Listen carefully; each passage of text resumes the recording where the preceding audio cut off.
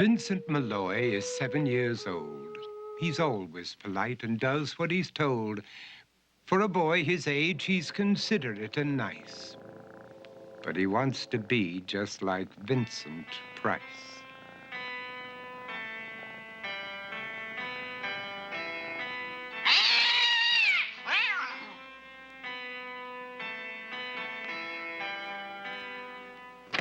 He doesn't mind living with his sister, dog, and cats, though he'd rather share a home with spiders and bats.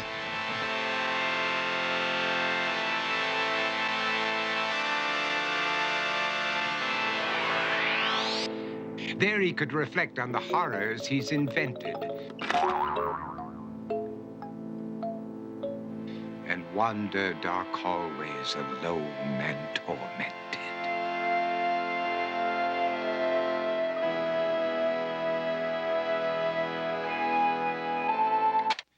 Vincent is nice when his aunt comes to see him, but imagines dipping her in wax for his wax museum.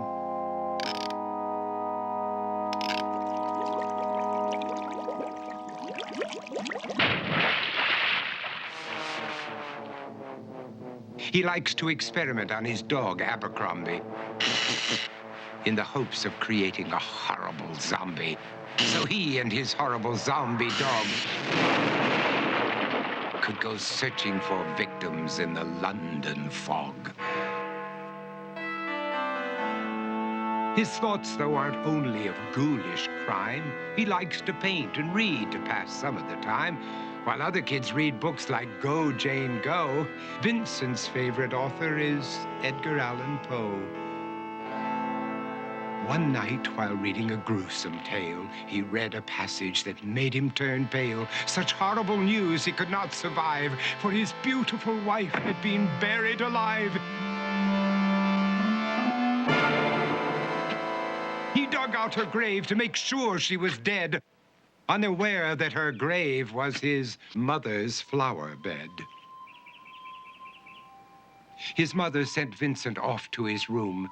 He knew he'd been banished to the Tower of Doom, where he was sentenced to spend the rest of his life alone with the portrait of his beautiful wife.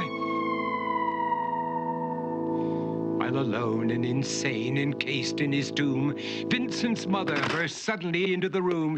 She said, "If you want to, you can go out and play. It's sunny outside and a beautiful day."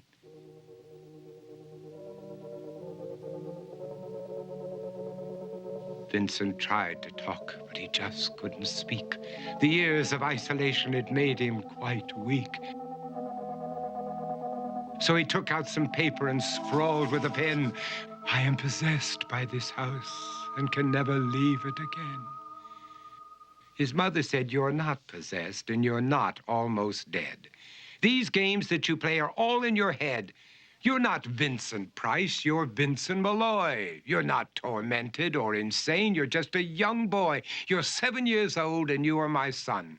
I want you to get outside and have some real fun." Her anger now spent, she walked out through the hall.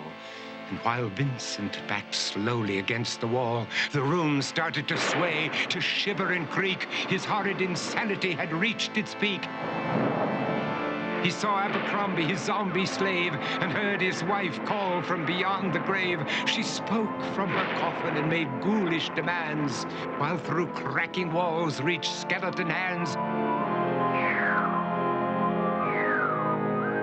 Every horror in his life that had crept through his dreams swept his mad laughter to terrified screams.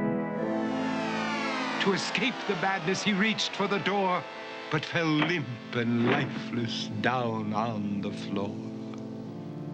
His voice was soft and very slow as he quoted The Raven from Edgar Allan Poe. "And my soul from out that shadow that lies floating on the floor shall be lifted nevermore."